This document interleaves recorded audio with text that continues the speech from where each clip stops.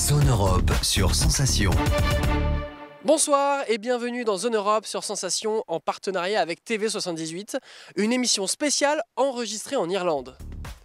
L'Irlande, 5 millions d'habitants, est membre de l'Union européenne depuis le 1er janvier 1973 et membre de la zone euro depuis le 1er janvier 1999. Zone Europe. Voici le sommaire de cette émission. Plus de 60 ans que l'Alliance française de Dublin favorise la promotion de la langue et de la culture française en Irlande. 15% des Irlandais parlent français. On découvrira leur motivation. L'Irlande est l'une des destinations préférées des jeunes en Erasmus. Conséquence du Brexit, c'est la deuxième destination d'accueil des Français après l'Espagne. 74% des Irlandais se sentent citoyens de l'Union européenne à quelques semaines des élections européennes. Décryptage. Le rugby, un sport très populaire en Irlande, mais le hurling et le football gaélique le sont encore plus. Démonstration à la fin de cette émission. Zone Europe. Terre brûlée au vent des landes de pierre, autour des lacs, c'est pour les vivants, un peu d'enfer, le Connemara. My pretty little Galway girl, my Galway girl, my Galway girl. 'Cause nothing compares to you. 15% des Irlandais parlent français, c'est même la langue étrangère la plus apprise en Irlande. J'ai rendez-vous avec Fabienne Clairaut, directrice de l'Alliance française de Dublin. Zone Europe. Tout d'abord, dites-nous en plus sur l'histoire de l'Alliance française de Dublin. Elle a été créée en 1962, plus de 60 ans donc que l'Institut favorise la promotion de la langue et de la culture française en Irlande. Comment elle se classe vis-à-vis des autres alliances françaises au sein de l'Europe ? Alors, l'Alliance française de Dublin, effectivement, a été créée il y a plus de 60 ans. Et ça fait 50 ans qu'on est installé dans ce magnifique bâtiment, juste en face de Trinity College. Donc c'est un bâtiment historique qui a une grande importance dans le patrimoine local. L'Alliance était précédemment dans un autre lieu. Aujourd'hui, c'est une alliance qui se classe dans le top 3 européen. Donc on est juste après Paris et Bruxelles, qui sont deux grosses capitales européennes. Donc c'est déjà un palmarès important, puisque l'Irlande, c'est un pays de seulement 5 millions d'habitants. Donc ça montre vraiment la francophonie, la francophilie irlandaise et l'intérêt de notre public pour la langue française. Et sur le plan mondial, on est dans le top 20. Comment l'Alliance française de Dublin s'efforce-t-elle de promouvoir la culture française ? Et quel rôle joue-t-elle dans les échanges culturels entre l'Irlande et la France et plus largement les nombreux pays francophones ? Alors, l'Alliance française de Dublin, comme ses sœurs des 5 différents continents, il y a 830 alliances dans le monde, sur les 5 continents, dans plus de 130 pays. Donc, on a toutes en commun de promouvoir les mêmes valeurs. On a toute une charte en commun. Et les alliances françaises sont principalement des écoles de langue. Donc nous, on propose des cours de langue à partir de 2 ans, donc pour les petits, tout petits, pour les ados, les enfants, les adolescents, les adultes, etc. Donc voilà, c'est vraiment le cœur de notre activité de faire des cours de langue. On est aussi un centre d'examen, donc c'est ici qu'on peut passer les examens officiels de français. Donc voilà, quel que soit l'âge et l'objectif que vous avez, vous pouvez passer une certification ici. On est également un centre de formation de formateurs. Donc c'est quelque chose que font seulement les très grandes alliances. Ça veut dire qu'on forme les professeurs irlandais qui enseignent le français, aussi bien dans les écoles secondaires que dans les écoles primaires. Et ça, c'est quelque chose de nouveau, puisqu'avant, en Irlande, on n'apprenait pas de langue étrangère en primaire. C'est quelque chose qui se met en place progressivement et normalement qui devrait être obligatoire à partir de 2025. Donc voilà. Et puis sur le plan des événements, c'est le 4e axe de notre action et c'est un des principaux, puisque là, pour le coup, on est classé numéro 1 à égalité avec Paris. En nombre d'événements, on fait 150 événements par an et on accueille à peu près 10 000 personnes dans nos différents événements. Alors, on met en avant ce qu'aime notre public. En Irlande, les gens aiment la musique, la littérature, donc c'est évidemment des secteurs sur lesquels on est très fort. On a un célèbre festival littéraire franco-irlandais qui met en avant les 3 langues, le français, l'irlandais et l'anglais. Et on va célébrer l'année prochaine les 25 ans de ce festival. Et puis on essaye d'aller sur des territoires un petit peu plus originaux, moins connus. On a un grand festival de la bande dessinée. Pareil, on va célébrer le 10e anniversaire du festival. En général, c'est en mai. Et puis on a toutes les festivités du mois de la francophonie en mars. Et là, on met en avant plutôt le cinéma. Et puis à côté de tout ça, on a des expositions, des conférences. On essaye aussi de mettre en avant le français, pas uniquement comme une langue des arts et de la culture au sens strict, mais aussi comme une langue de la carrière, de l'employabilité. Et on a lancé l'année dernière une série qui fonctionne très très bien, qui s'appelle Business Rendez-vous. Donc on accueille des chefs d'entreprise français ou qui ont un lien avec la France et qui montrent le dynamisme des échanges économiques entre nos deux pays. Quelque chose qui est en croissance exponentielle depuis le Brexit. Donc des événements prévus autour du cinéma, de la littérature, de la bande dessinée, mais aussi du sport en cette année olympique. Est-ce que vous collez toujours à l'actualité ? Absolument. Dans le sport, c'est évidemment très très important. L'année dernière, on avait fait des cours spécifiques, des ateliers. Je crois qu'il y a 60 000 Irlandais qui sont allés à la Coupe du Monde de rugby, que ni eux ni nous n'avons gagné malheureusement.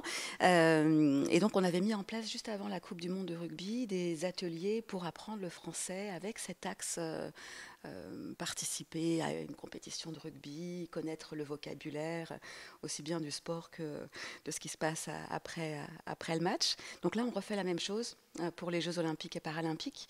Et on est juste en train de concocter le programme. Donc c'est quelque chose qui va se décliner à partir du mois qui vient, les semaines qui viennent, mai, et puis jusqu'au début de la compétition. Je pense que ça aura un grand succès aussi. Et à côté des cours, donc on essaie vraiment de faire le lien entre la culture et les cours. Mais on aura aussi des événements culturels spécifiques autour du sport. On a déjà eu quelques événements l'année dernière. Et puis là, on va avoir des expositions autour des femmes, du sport et de l'inclusion, etc. Suivre ces cours en français, on peut aussi ici trouver des livres, des plus jeunes aux plus âgés, des particuliers aux professionnels. Est-ce que vous pouvez nous en dire un peu plus sur ce que vous proposez aux Irlandais ?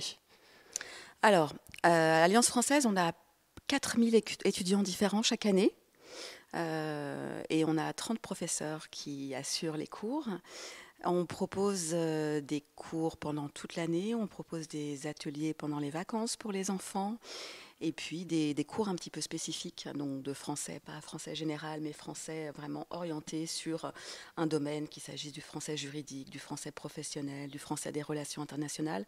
Ce qui fait qu'on a un public qui vient soit pour des cours de groupe, soit des cours particuliers, des cours pour enfants, et puis on donne des cours également à l'extérieur, dans des entreprises qui ont des besoins très très spécifiques pour former leurs cadres, ou dans les ministères irlandais, et je crois qu'on a à peu près tous les ministères irlandais aujourd'hui comme clients. Ça montre l'intérêt aussi du pays pour le multilinguisme. Ce n'était pas forcément quelque chose qui était ancré dans la culture irlandaise, puisqu'ils parlent anglais, et que l'anglais est quand même une langue très utile dans le monde.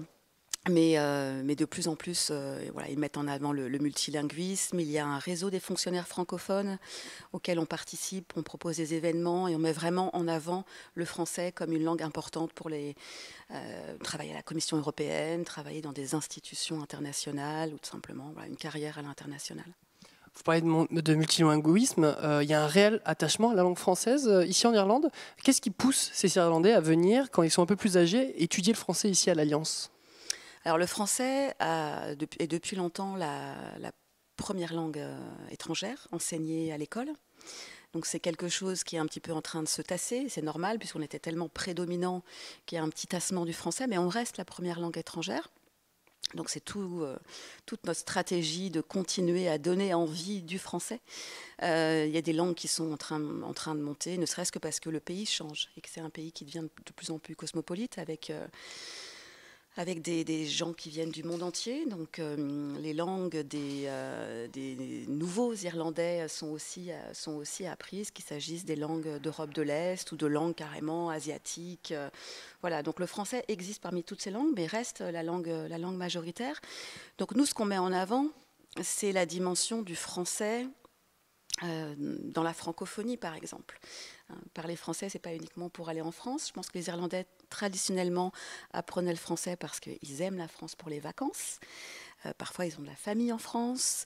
Il y a aussi des bébés Erasmus. Il y a des familles qui sont créées comme ça. Donc, on a beaucoup de grands-parents, notamment, qui apprennent le français parce qu'ils ont leurs petits-enfants qui habitent en France. Donc ça, c'est un peu le côté traditionnel. Le français, langue du voyage, langue du tourisme, langue de la culture. Aujourd'hui, avec les nouvelles générations, c'est vraiment le français pour aller travailler dans un pays francophone. C'est vraiment ça qui intéresse nos nouveaux étudiants. Et aujourd'hui, donc vous l'avez dit, hein, la langue française est devenue un peu la langue étrangère primordiale en Irlande. On estime qu'environ 15% des Irlandais parlent français. Ils commencent assez tôt. Vous m'avez dit, on commence les langues étrangères dès le CP. Le primaire, le en fait, primaire c'est tout nouveau. Là, c'est vraiment un projet pilote. Non, historiquement, il commençait à partir de l'école secondaire, ce qui correspond pour nous à la 5e. Donc, avant, en primaire, ils apprenaient l'irlandais. Donc c'était un peu leur, voilà, c'est pas une langue étrangère, mais c'était leur première autre langue à part l'anglais. C'est ça qui a fait que les langues étrangères n'ont pas forcément été enseignées en primaire. Et là, le projet pilote vise à apprendre beaucoup plus tôt.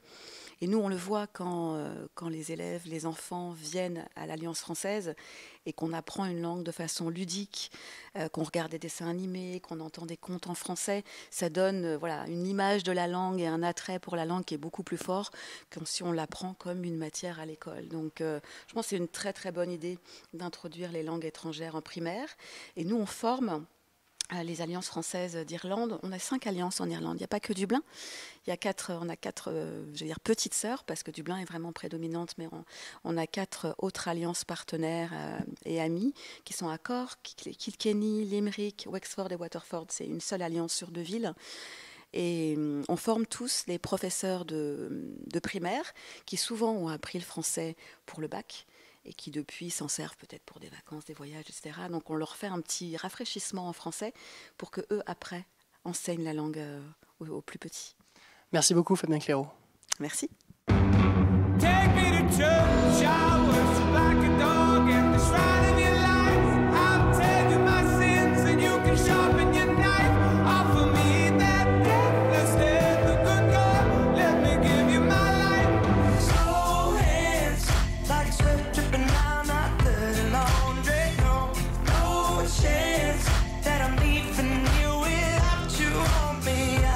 I know, yeah, I already know that there ain't no stopping your plans and those slow hands.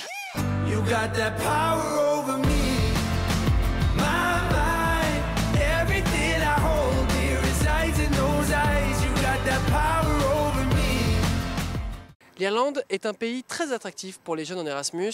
D'ailleurs, avec le Brexit, l'Irlande est devenue la 2e destination d'accueil des Français après l'Espagne. Rencontre. Bonjour, je m'appelle Hélène et j'ai 22 ans. Je m'appelle Florent Ben Abdelouab, j'ai 24 ans.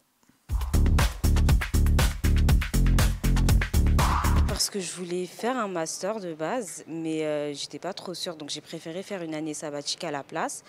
J'étais déjà venue à Dublin avant, au lycée, et ça m'a plu, donc je me suis dit pourquoi pas réitérer l'expérience. Après mes études, j'avais comme projet de partir à l'étranger pour pouvoir apprendre davantage l'anglais et mieux le comprendre. Donc pour moi, partir en fait dans un pays anglophone, c'était primordial et j'ai eu l'occasion de pouvoir faire un programme Erasmus en Irlande et c'est pour ça que je suis là aujourd'hui.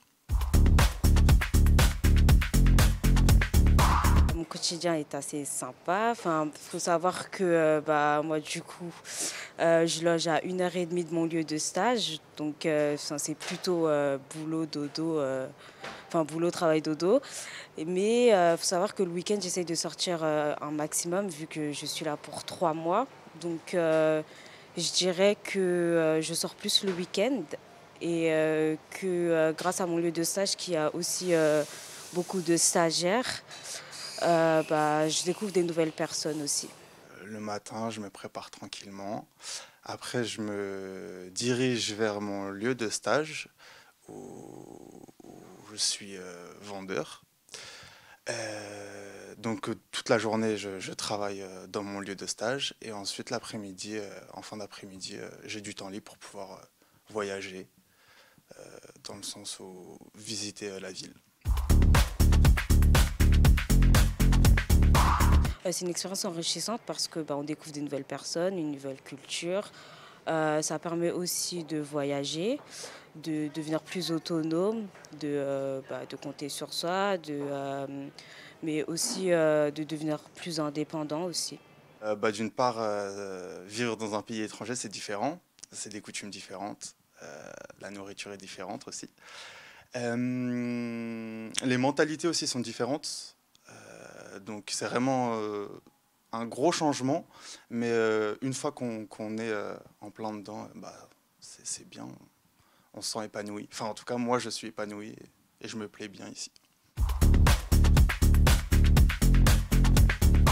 Ah oui, je recommande à 100%. Faut juste savoir gérer son argent, parce que c'est un peu compliqué quand on n'a pas de revenus, mais je recommande à 100%. Pour toutes les personnes qui veulent apprendre l'anglais et visiter un autre pays et une autre capitale, oui, je conseille. C'est un beau voyage et une bonne expérience.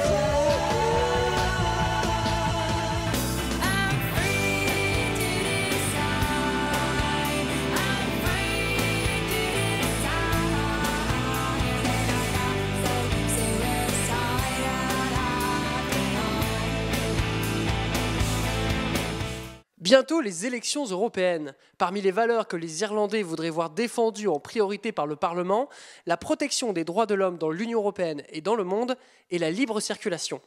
74% des Irlandais se sentent citoyens de l'Union européenne et j'ai rendez-vous avec Noël O'Connell du mouvement européen Irlande. Zone Europe. Noël, vous êtes responsable du mouvement européen en Irlande depuis 2011. Pourquoi vous êtes-vous engagé ? Oui, tout d'abord, si vous me permettez, je vais vous expliquer un peu du mouvement européen en Irlande. Alors, nous sommes une organisation qui a un but non lucratif et pas apolitique et basée sur l'adhésion qui travaille de créer des liens, de développer des liens entre l'Irlande et l'Europe. Alors, pour nous, nous travaillons à promouvoir ce développement et de créer une meilleure compréhension, un meilleur engagement de l'Union européenne en Irlande et aussi cet engagement envers l'Union européenne parmi la population irlandaise. Alors pour moi, en tant que secrétaire général et aussi j'ai l'honneur d'être vice-présidente du mouvement européen international, pour moi, ce n'est pas seulement un travail, en fait, c'est plutôt une cause, une mission. Je sais que j'ai de la chance parce qu'on dit, lorsqu'on fait des avertissements pour des emplois, que chaque jour n'est pas pareil. Et c'est vrai parce que nous travaillons dans l'éducation, de communiquer avec les gens, de créer des liens, non seulement entre les pays, mais les peuples. On fait beaucoup d'activités et de programmes d'encourager les gens de participer dans le processus démocratique. Et pour nous, ça c'est très important. Cette année, c'est une année très spéciale parce que nous avons été fondés en 1954. Alors, nous célébrons nos 70 ans cette année. Alors, c'est spécial pour nous parce qu'on a un fier héritage d'encourager la population irlandaise de s'exerciser leur droit de vouloir être représentés en Europe, mais aussi d'encourager l'éducation et aussi de participer. Comment on peut ensemble, avec nos amis français, améliorer l'Union européenne. 74% des Irlandais se sentent citoyens de l'Union européenne, Oui. contre seulement 43% des Français. Pourquoi les Irlandais sont-ils si attachés à l'Europe ? Oui, en fait, on peut dire que les Irlandais sont peut-être un peu plus europhiles que les Français. Vous avez montré ces chiffres-là. Et aussi, chaque année, nous faisons un sondage indépendant qui dit la même chose, en fait. 88% veulent que l'Irlande continue d'être membre actif de l'Union européenne. Mais, cependant, seulement 58% pensent que l'Irlande, que l'Europe est sur la bonne route. Alors il reste encore beaucoup de travail à faire entre ces deux chiffres-là, mais l'engagement européen, c'est quelque chose de très important pour nous parce qu'on sait bien, on est un tout petit pays qui se trouve dans la périphérie de l'Europe. Et pour nous, d'être membre de l'Union européenne augmente en fait notre souveraineté. Ça nous donne une meilleure voie de participer dans les affaires globales et dans la plateforme mondiale. C'est important pour nous de s'exprimer notre souveraineté. C'est pour nous, l'Europe, ça fait partie de notre DNA en anglais. L'ADN. Vous le ressentez d'ailleurs chez les Irlandais, ce sentiment d'appartenance lorsque vous faites des réunions publiques ou bien sur le terrain, lorsque vous organisez des opérations de sensibilisation à l'Europe ? Oui, tout à fait. Pour nous, une grande partie de notre métier, c'est de voyager dans toute l'Irlande et d'échanger et aussi d'écouter. Ça, c'est très important. Ce n'est pas seulement de parler. C'est la chose importante, c'est d'écouter avec la population. Et pour nous, c'est un moyen très important d'engager les gens, d'écouter leur point de vue, d'encourager les politiques de parler, d'engager et tout ça. Et ça, on est très attachés à les assemblées citoyennes. Ça font une grande partie de notre processus démocratique. Et pour nous, de voyager partout en Irlande, dans des petits villages, des grandes villes, c'est une chose très importante dans notre travail, d'encourager les gens, d'avoir l'occasion de promouvoir leur point de vue concernant nos relations avec l'Europe, avec l'Union européenne et avec les institutions. Le Brexit a pris effet le 1er janvier 2021. Quel impact le Brexit a-t-il eu sur les relations entre l'Irlande et la Grande-Bretagne ? Non, certes, c'est vrai, personne ne peut nier les effets du Brexit sur l'Irlande. Les liens entre nos deux pays, les liens entre l'Irlande du Nord et la République, on est ici à Dublin, les citoyens, les effets économiques. Pour dire la vérité, certainement, il y a eu un changement dramatique, par exemple, dans la gestion logistique des biens et des marchandises. Et en outre, le Brexit a ajouté une complexité qui n'existait pas autrefois. Oui, bien, qui n'a pas existé depuis plusieurs décennies. Et c'est dommage. C'est quelque chose qui me rend triste. Je l'accepte, il faut dire. J'accepte le vote, ça c'est vrai, mais c'est dommage. Je crois que l'Union européenne manque la présence britannique.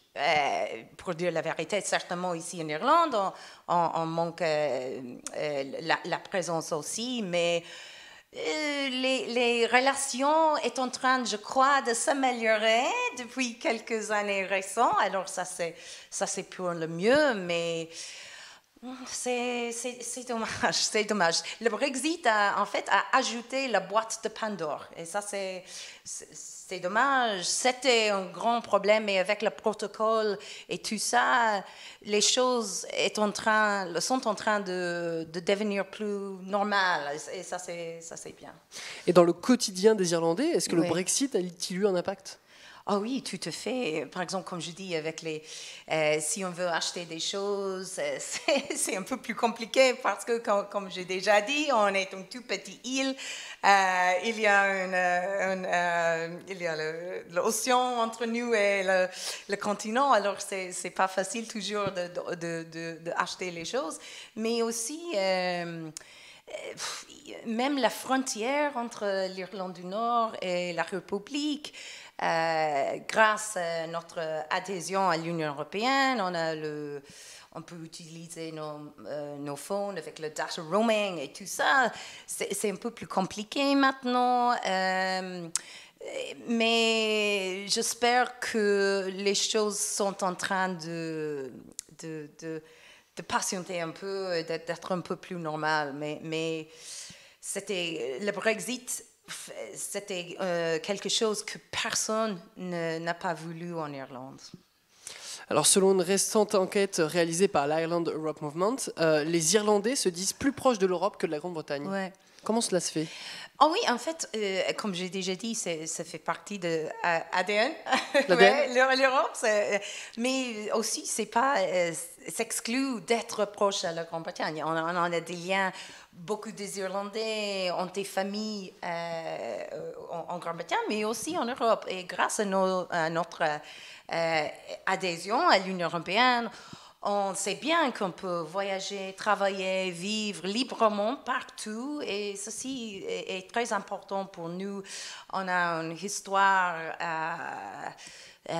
très prononcée de l'immigration, et alors nous connaissons bien la valeur d'être parti, mais aussi de jouer son rôle dans l'Union européenne. C'est très important, non seulement pour nous, en mouvement européen ici en Irlande, mais en fait pour l'Irlande comme un pays, d'être un membre actif, pas passif, de partager, d'encourager les autres, mais aussi de prendre ses responsabilités comme un État membre du 27 alors.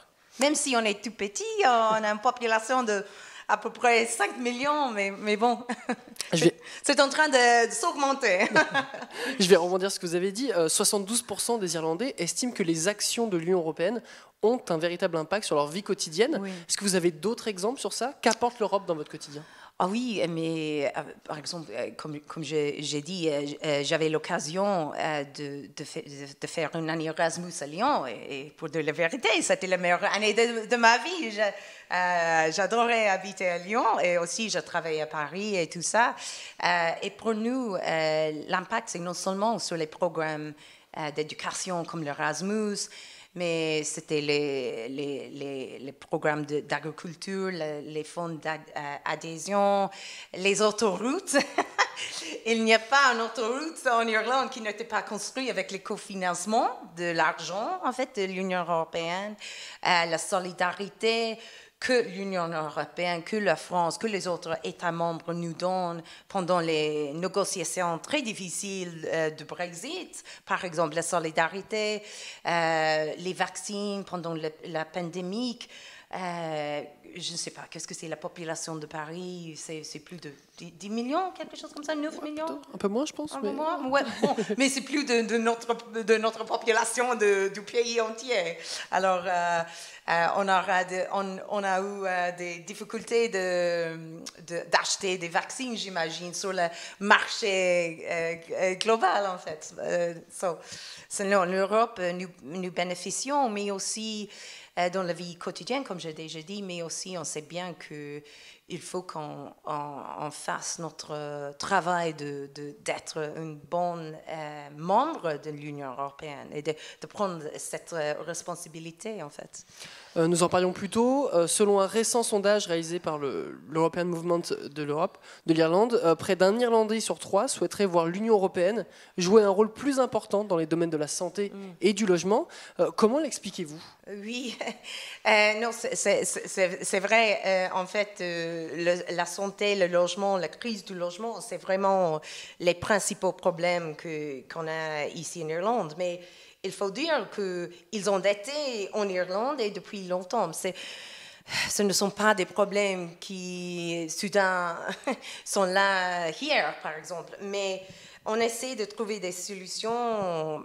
Ça veut dire de construire des nouvelles habitations, de nouveaux logements.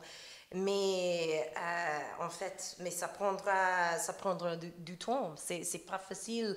On a besoin, je crois, de à peu près 30 000 de maisons. Et comme j'ai déjà dit, la population est en train de s'augmenter. Mais on a un manque de main-d'œuvre pendant les années difficiles, la crise économique. Il y a eu beaucoup d'immigration et il y a beaucoup de gens avec ces dons, qui peuvent travailler dans la construction. Ils sont en Australie ou n'importe où et c'est pas facile de trouver ces gens-là. Mais en fait, notre économie est on a une bonne croissance en fait, mais pour nous la santé, je sais bien parce que j'avais l'occasion d'habiter en France, c'est vrai, le système en France c'est mieux qu'ici en Irlande, mais j'espère dans l'avenir ça s'améliore, ça doit s'améliorer franchement. Les élections européennes se dérouleront en juin prochain. Ouais. En Irlande, ça sera le vendredi 7 juin. Ouais. De quelle manière le mouvement européen se mobilise-t-il pour inciter les Irlandais à aller voter ? Oui, en fait, comme le cheval blanc, je peux dire, on va sauver et promouvoir l'importance des élections européennes ici en Irlande. En fait, aujourd'hui, on vient de lancer notre site. Peut voter, votera. En anglais, on dit can vote, will vote. Alors, ça, c'est très important pour nous. En fait, on est en train d'organiser des débats avec des candidats.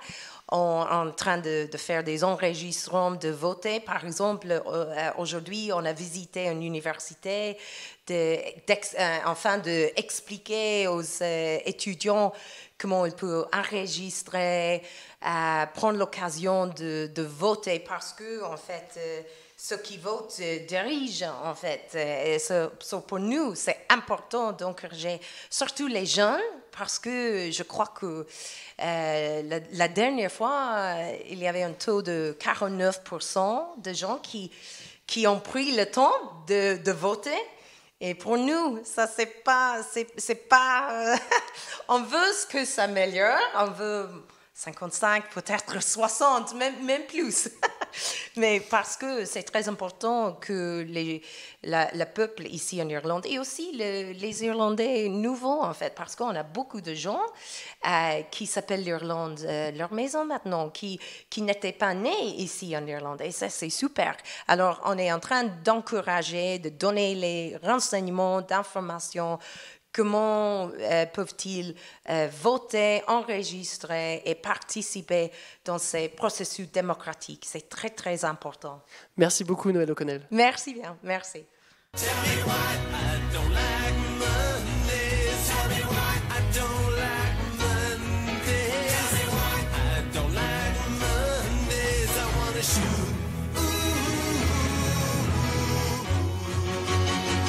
Upper you rode east when I rode west. You rode high when I rode low. I'd rather have a kiss at the yellow gypsy's lips than a lot of cash you has money, yo. Quickly clear the way for the rocky road. It's a double and 1, 2, 3, 4, 5. What the hell, and turn her down the rocky road. And all the ways to double and 1, 4, 5, 6. Un peu de sport pour terminer. L'Irlande est souvent associée au rugby et pourtant d'autres sports y sont populaires et même plus que le rugby. Ce sont les sports gaéliques et j'ai rendez-vous avec Cormac O'Donoghue d'Experience Gaelic Games. Zone Europe. Les sports gaéliques en Irlande, comme le hurling ou le football gaélique, ont des racines anciennes. La Gaelic Athletic Association, formée en 1884, a contribué à organiser et moderniser ces sports traditionnels. Quel est votre sport préféré ? Merci, Matt. Mon sport préféré est notre sport national, un jeu de bâton et de balles. C'est un sport de guerriers provenant de traditions très anciennes. C'est le plus vieux et le plus rapide des jeux sur gazon. C'est un jeu connu en anglais sous le nom de hurling. On joue avec une crosse d'un seul bloc que nous prenons à la base d'un frêne. Cela vient de la partie la plus dure de l'arbre, juste à côté des racines et du sol. Et on joue avec une petite balle cousue en cuir, connue dans notre langue comme le Slater. Il n'y a pas de mot pour le traduire. Et Matt, cette balle peut voyager à plus de 180 km/h au cours du jeu. C'est pour ça qu'on l'appelle le jeu le plus vieux et le plus rapide sur gazon sur notre petite planète. Aujourd'hui, ils sont populaires à tous les niveaux de la société irlandaise, avec des compétitions nationales, faisant partie intégrante de la culture sportive du pays. Les Irlandais sont-ils vraiment très attachés au sport gaélique et à leur culture ? I think, Matt, sometimes when our international visitors see for the first time Gaelic games, they tend Je pense, Matt, parfois que nos visiteurs internationaux voient pour la première fois des jeux gaéliques. Ils tentent de les comparer avec les sports qu'ils connaissent. En France, vous avez le football ou le rugby, mais c'est difficile à expliquer dans notre culture, parce qu'ici, sur cette île, dans cette culture, les jeux gaéliques représentent tellement plus que juste un jeu ou un sport. Pour nous, ils sont très passionnés, très inspirants, et une expression assez unique de la diversité de notre identité moderne irlandaise et gaélique. Et de manière assez remarquable aujourd'hui, en 2024, malgré le succès d'IKEA, Starbucks, Taylor Swift, Homer Simpson, tous ces grands cadeaux de la mondialisation, cette remarquable expression de la culture des jeux gaéliques reste l'expression la plus populaire de notre identité nationale et locale. Et ici, sur notre île, on a plus de 2200 clubs de sport gaélique qui sont au cœur de chacune de nos communautés. Elle nous donne l'opportunité de nous exprimer, pas seulement avec nos jeux, mais aussi avec notre langue, notre musique, nos danses. Dans ces endroits, les clubs gaéliques sont l'expression de notre grande passion pour notre sport national. Pouvez-vous nous parler de l'expérience unique que propose Experience Gaelic Games ? For Experience Gaelic Games, our great passion and pleasure is to introduce Irish or Gaelic culture to our international visitors by inviting them into the heart of our local communities. Pour Experience Gaelic Games, notre grand plaisir et passion est de faire découvrir aux visiteurs internationaux notre culture irlandaise et gaélique en les invitant au cœur de nos communautés locales et de nos clubs. Là-bas, ils peuvent comprendre l'importance de ce concept assez bizarre que sont les jeux gaéliques qui nous donnent en Irlande l'opportunité de réunir toutes nos activités culturelles comme la langue gaélique, nos musiques et danses traditionnelles. Mais encore plus connu, une opportunité pour nos visiteurs d'apprendre et de jouer dans notre sport indigène. In Experience Gaelic Games, our visitors tend to come and are introduced to 3 of our native sports. Chez Experience Gaelic Games, vous pouvez découvrir 3 de nos sports locaux. Le premier ressemble, pour un Français, à la pelote basque. Il s'agit du Gaelic handball. On y joue avec une petite balle sur un grand mur avec les 2 mains. Il y a ensuite le football gaélique. On joue avec une balle comme au football, mais on joue avec nos mains. Parfois, on aime bien rappeler à nos visiteurs français que c'est comme Thierry Henry. Ensuite, le roi des rois du sport, notre grand sport de guerrier, le hurling. Quand nos visiteurs sont là, ils ont l'opportunité de jouer au sport le plus vieux et le plus rapide de la planète.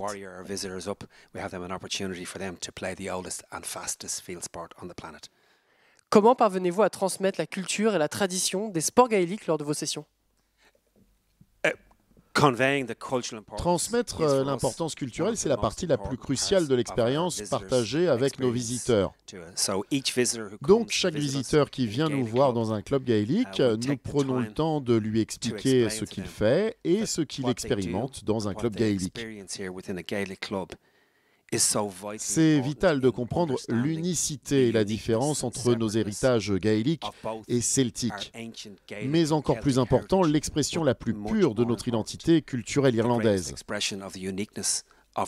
Donc on explique, on montre quelques vidéos, on explique de manière assez divertissante et on termine par ce qui devrait toujours être une évidence quand on parle de sport, c'est having the crack, c'est-à-dire s'amuser en jouant et en participant au jeu. Quel type de participants trouve-t-on généralement lors de vos sessions? Here in Experience Gaelic Games, we have been remarkably privileged to welcome all types of visitors. Sometimes Ici, à Experience Gaelic Games, on a la chance d'accueillir tout type de visiteurs, parfois de jeunes enfants provenant de groupes scolaires, mais majoritairement, nous avons des personnes curieuses de découvrir la culture gaélique, de tout type et de tous âges.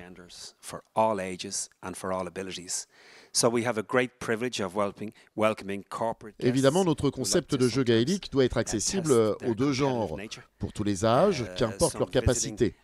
Donc, on a un certain privilège d'accueillir des entreprises qui aiment tester leur compétitivité, parfois des couples en lune de miel qui aiment tester leurs relations, et on a aussi certains clubs de sport de haut niveau qui viennent nous voir à Experience Gaelic Games. Donc, la réponse est que nous accueillons tout le monde, et c'est ce qui rend le partage de notre passion si plaisant.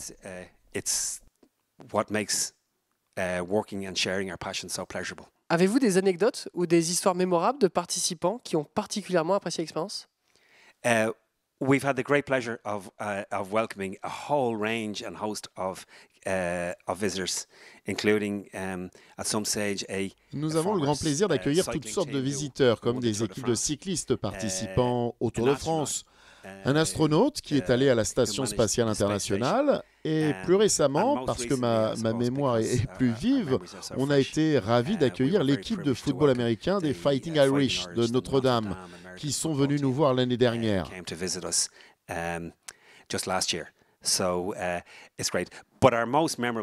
Mais notre visiteur le plus mémorable reste nos visiteurs réguliers, des touristes, qui sont intrigués par l'authenticité des jeux gaéliques et de la place qu'ils ont dans notre culture.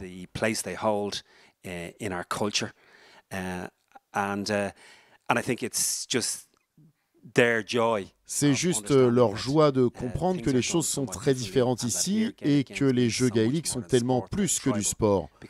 Parce que dans les jeux gaéliques, contrairement à d'autres sports, on ne choisit pas son club ou son équipe. Ici, comme avec sa famille, vous naissez avec votre club. Et je suis désolé, Matt, comme avec votre famille, vous êtes bloqué avec votre club. Donc c'est surtout votre communauté, vos relations, notre nature tribale, et on continue d'apprécier cela de manière très positive et quotidienne sur notre île.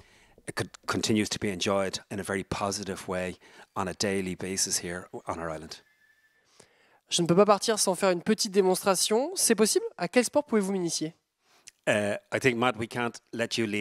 pense, Matt, que nous ne pouvons pas te laisser partir sans, désolé pour mon français, un nouvel guerrier en France. On va devoir t'équiper avec un casque, prendre un bâton, le hurl, et on va devoir faire une démonstration pour apprendre comment taper le slater, pour voir à quelle vitesse tu peux le faire voyager. Perfect, let's go. Superbe. Everybody has an angel just like you. Someone watching over us who's gone too soon. Someone with the answer when we don't know where to turn. For every missing person in the world, there's an angel just like you.